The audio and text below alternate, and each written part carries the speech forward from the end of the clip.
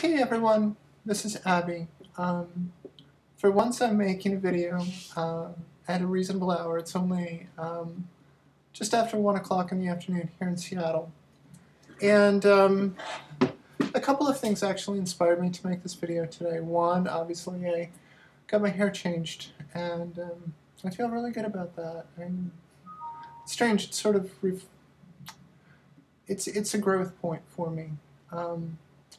But the other thing, of course, that is it's been about 5 months since I started estrogen, so I really wanted to talk about what I've learned in those 5 months and what has changed, and I wanted to talk to a couple of topics because I need topics to keep straight. As anyone knows who watches my videos, I tend to become a little discombobulated.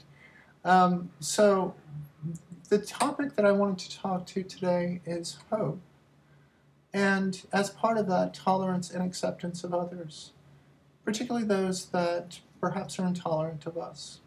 On the topic of hope, what I wanted to say was that I am so thankful for the other people that have gone before me, because I remember sitting in a transgender support group in Baltimore, deathly afraid that I would never be able to transition, that I would never be able to live happily as a woman.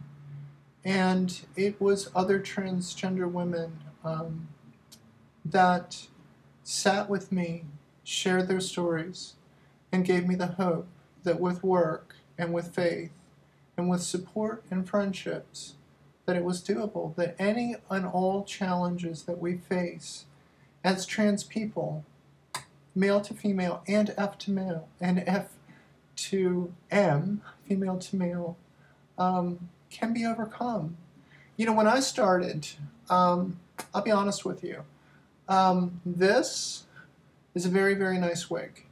I have zero chance of ever having hair on my head because of being testosterone affected in my genetics for a very long time. I was bald at 21. My voice was very, very deep when I started. I had a very, very thick beard, and I was very, very insecure. You know, at 5'11", I didn't think that I had a body that could ever be in any way presentable. And you know what? I'm not there yet, but it has gotten so much better with the help and support of other people. You know, there are ways to overcome each of our challenges. My voice isn't great, but it's a lot better than it was, and I continue to put a lot of effort into it, into improving it.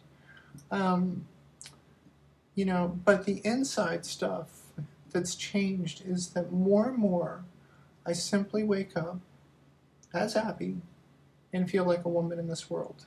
That's all. Not a superior woman, not an inferior woman, just a woman on this planet. And the trans component is part of my path, and you know, I try and use that. I try and use that for empathy with others and to hopefully gain some insight into this weird thing we call the human condition, right? Because we as trans people have some unique insights that really I think it helps us to share. I mean, we have seen two genders in our lifetime. And that allows us, I think, to be helpful to people in ways that no one else can. And so I try to focus on that too. However, to do that,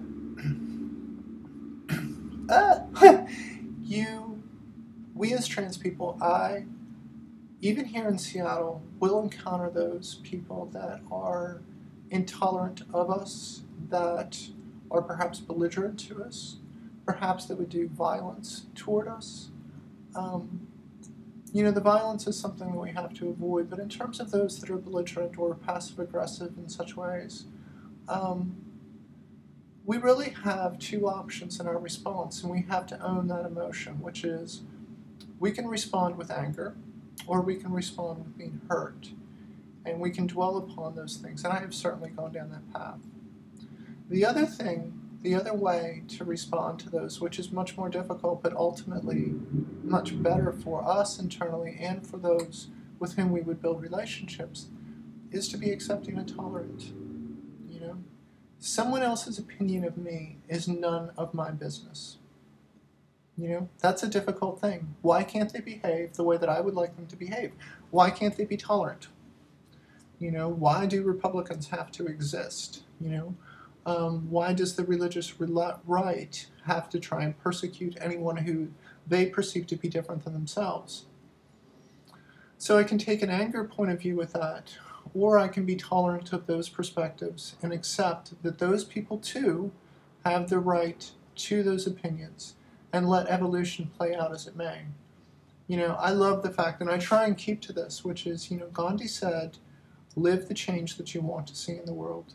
So ultimately, my responsibility is to try and look for the love and the beauty and to embrace people positively as best I can.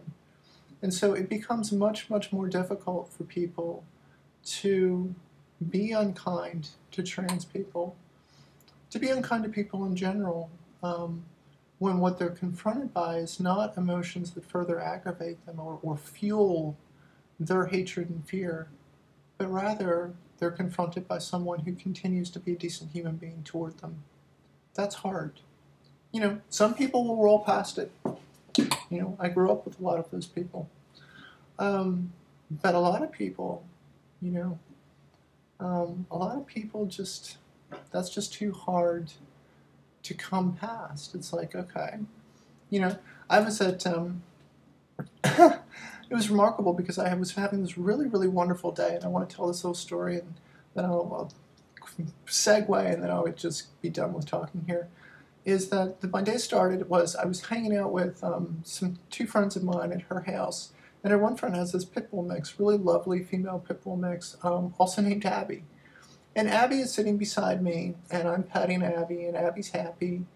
And her owner looks over, who does not know that I'm trans, and says, yeah, she really loves women, but she can't stand men. And I thought that that was just so interesting that this dog perceived me as a woman and, you know, showed no fear, no aggression. And it was a wonderful gift in a very just quiet way. And my other friend, Zan, who does know that I'm trans, just looked over and smiled. Now, oddly enough, after that really nice experience, I went to a Starbucks here in Seattle, and I asked for the code to the restroom. In Seattle, there's codes to get into the restroom. And the barista looked at me and she said, which one, the men's or the women's? Very snidely. And I was like, well, shit, that's interesting. But of course, on Capitol Hill, they're used to seeing us trans people so they can spot us more easily. And, you know, I could have responded multiple ways. I'm a professional. You know, I'm familiar with how to deal with people who are discriminatory. But instead, I looked her dead in the eye and said politely, the women's, please. And it's like, okay, she can toddle off with her anger, you know, in her resentments, in her small mind, in her myopic views. But I do not own that, and I am not going to give her rent in my head. I did for a little bit. Honestly, I did. She pissed me off, and it took me a little while to work through that. And I did give her rent, but I was happy in the way that I responded. And eventually I evicted her. Justly so. So with that, I'm feeling very, very hopeful about the future. And I hope in some small way that my videos may be helpful to you too. So everyone take care, be safe, embrace your truth.